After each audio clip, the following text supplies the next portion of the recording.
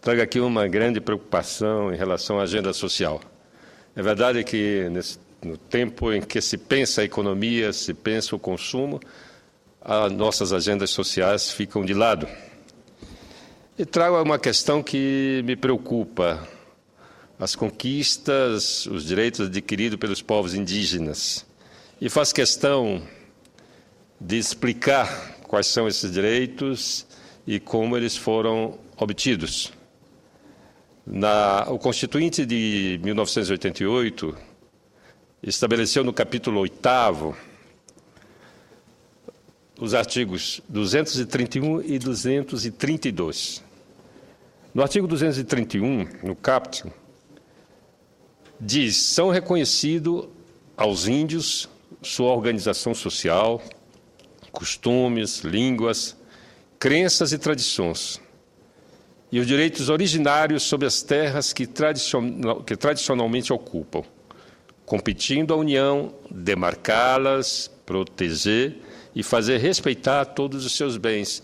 E nas disposições transitórias deu prazo para que isso acontecesse. 5 anos foi o prazo estabelecido na Constituição. Passaram-se décadas e, todavia, não se cumpre esse preceito constitucional. No artigo 1º, a Constituição diz: são terras tradicionalmente ocupadas pelos índios, as que por eles habitadas em caráter permanente, as utilizadas para suas atividades produtivas, as imprescindíveis à preservação dos recursos ambientais necessários ao seu bem-estar e as necessárias à sua reprodução física e cultural, segundo seus usos, costumes e tradições. No parágrafo 2º, as terras tradicionalmente ocupadas pelos índios destinam-se à sua posse permanente, cabendo-lhes o usufruto exclusivo das riquezas do solo, dos rios e dos lagos nelas existentes. E aí segue uma série de garantias aos povos indígenas. E no artigo 232 estabelece: os índios, suas comunidades e organizações são partes legítimas para ingressar em juízo em defesa dos seus direitos e interesses, intervindo o Ministério Público em todos os atos do processo. Eu fiz questão de estabelecer, de enumerar os direitos, essas garantias que as comunidades indígenas adquiriram com a Constituição de 88, porque essas garantias estão em risco, como passamos a ver a seguir. E, para isso, eu trago aqui um artigo de um dos mais renomados constitucionalistas do país, o professor Dalmo de Abreu Dalares, que escreveu um texto chamado Terras Indígenas e os Falsos Proprietários. Aspas: em vários pontos do Brasil estão ganhando maior gravidade os confrontos entre comunidades indígenas e fazendeiros, que se apresentam como proprietários de áreas tradicionalmente ocupadas pelos índios. Eu fiz questão de ler o artigo 231, que diz claramente quais são os direitos a essas terras. Um dos lugares de maior intensidade dos conflitos, falando-se, inclusive, na possibilidade de suicídio coletivo de comunidades indígenas, se forem obrigadas a sair de suas terras, é o estado do Mato Grosso do Sul. A par dos aspectos humanos de suma gravidade, existe um ponto de fundamental importância, de ordem jurídica, que não tem sido lembrado e que torna patente a ilegalidade das pretensões dos que se dizem fazendeiros regularmente instalados nas terras indígenas. Com efeito, nas notícias relativas aos conflitos que envolvem as terras dos índios Guarani-Kaiowá, tem sido feita discreta menção a um argumento utilizado pelos que se dizem titulares de direitos sobre as terras e também por alguns dos seus advogados.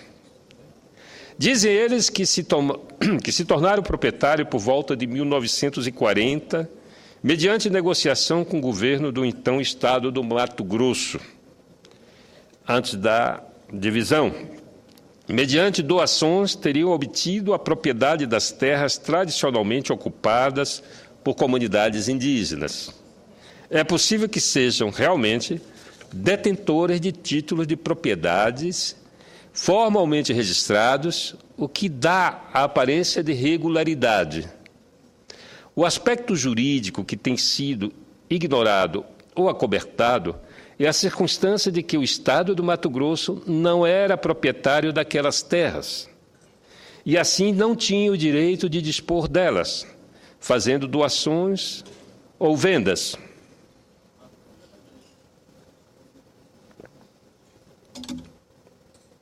Professor Dallaire continua.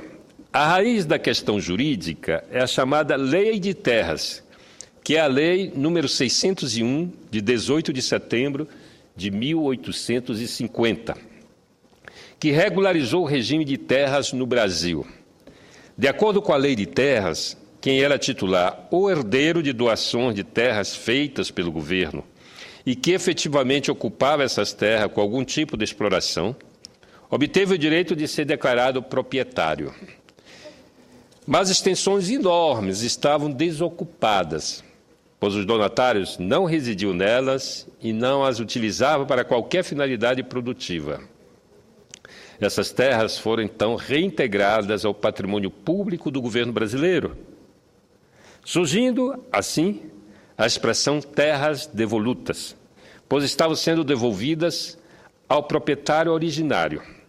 E pelo artigo 12º da Lei de Terras, ficou estabelecido que as áreas ocupadas por comunidades indígenas integrariam o patrimônio do governo central, que deveria utilizá-las, segundo expressão corrente na época, para a colonização dos indígenas, entre aspas.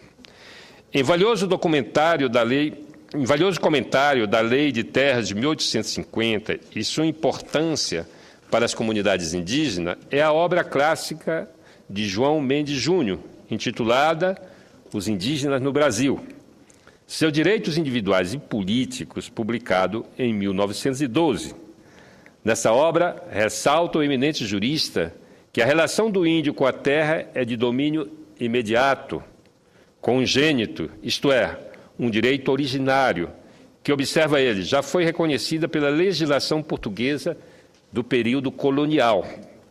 Assim, conclui João Mendes Júnior, o indigenato não é um fato dependente de legitimação, ao passo que a ocupação pelos colonizadores como fato posterior depende do atendimento de requisitos legais e fáticos que a legitimem. Foi a partir daí que se fez a separação entre o domínio público e privado, integrando o domínio público às áreas utilizadas para algum fim de interesse público, e também as terras devolutas. Houve ressalva para as doações feitas até então pelos governos gerais provinciais, desde que os donatários tivessem ocupado efetivamente as terras. Mas as terras devolutas, incluindo as áreas ocupadas por comunidades indígenas, foram integradas ao patrimônio do Império e, depois da proclamação da República, ao patrimônio da União. Assim, pois, as aquisições a qualquer título, oriundas de ato dos governos estaduais, não têm valor legal, pois esses governos não tinham condições legais para dispor de bens pertencentes ao patrimônio da União.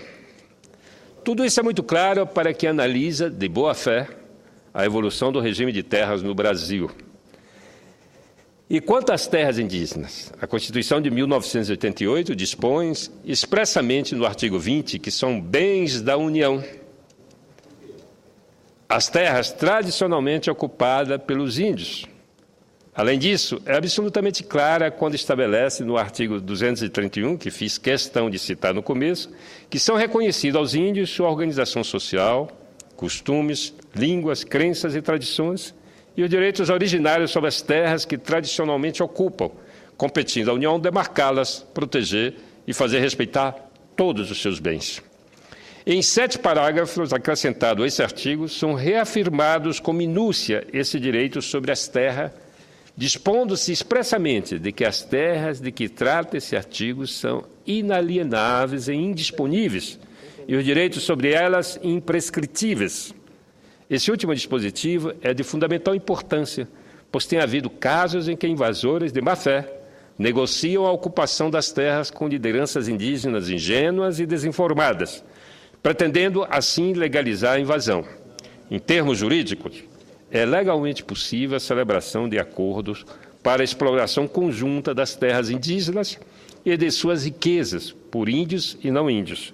Mas isso deve ser feito com a participação das autoridades federais competentes e com a concordância prévia, livre e informada da comunidade indígena, como está expresso na Convenção 169 da Organização Internacional do Trabalho sobre os Povos Indígenas e Tribunais, a qual o Brasil aderiu e foi homologada pelo Congresso Nacional.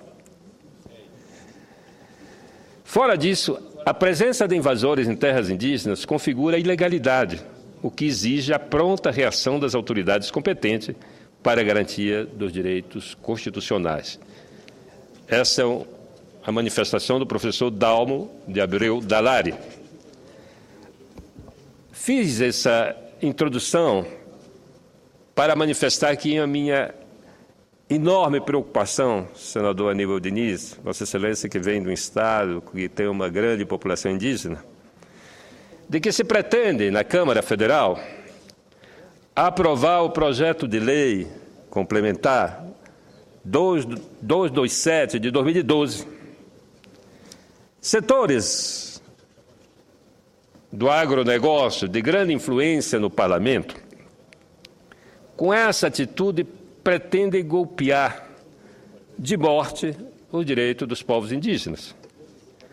Ao anular, a proposta pretende anular o capítulo 8º da Constituição e, dessa forma, legalizar o etnocídio. A proposta vem do deputado Homero Pereira, vice-presidente da Confederação Nacional da Agricultura. A proposta diz: torna bens de relevante interesse público da União, aspas, as terras de fronteira, as vias federais de comunicação, as áreas antropizadas produtivas que atendam à função social da terra, nos termos do artigo 5º, os perímetros rurais e urbanos dos municípios, as lavras e portos em atividade, e as terras ocupadas pelos índios desde o dia 5 de outubro de 1980.